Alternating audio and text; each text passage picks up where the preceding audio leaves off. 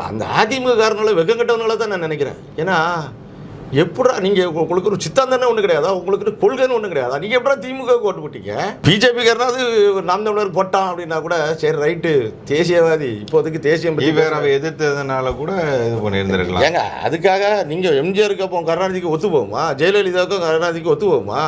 திமுகவோட நேர் எதிரினா இன்றைக்கி உங்களுக்கு தமிழர்கள் தெரிஞ்ச ரெண்டே அரசியல்வாதி யாருன்னா திமுக அதிமுக தான். அந்த ரெண்டு கட்சி தான் தெரியும்.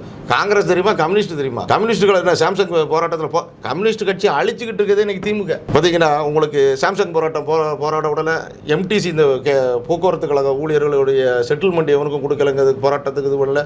சாக்டோக்கையோ இந்த மின்சார வாரியத்தில் உள்ள ஊழியர்கள் போராட்டம் அது இது நடக்கும். எங்கேயா வெளியே வருதா எல்லாம் அங்கே தான் 15 கோடி ரூபா பிரிமியம் வாங்கிட்டு இருந்தா, இஎம்ஐ வாங்கிட்டு இருந்தால் அப்புறம் ஒருவேளை வர தலைவர்கள்லாம் ஆஃப் ஆகிட்டான். இப்போ தொண்டர் கரையத்தானே செய்யும். மிச்சப்படி கம்யூனிஸ்ட்டுன்னு ஒரு கட்சி அழிச்சிக்கிட்டு இருக்கிறது இன்றைக்கி திமுக தான். அதை நம்ம கண்கூட பார்க்குறோம். அதே மாதிரி திருமாவளவனே அழிச்சிக்கிட்டு இருக்கிறது திமுக தான். ஏன்னா வேங்கை வாசலில் இவ்வளோ பெரிய பிரச்சனை உண்டாகிட்டு இருக்கு. இதை சால்வ் பண்ணாமல் விட்டு இன்றைக்கி திருமாவளவனுக்கு இப்படியா அப்படியான்னுட்டு அவரை பல சிந்தனை உண்டாக்கி விட்டாப்புல.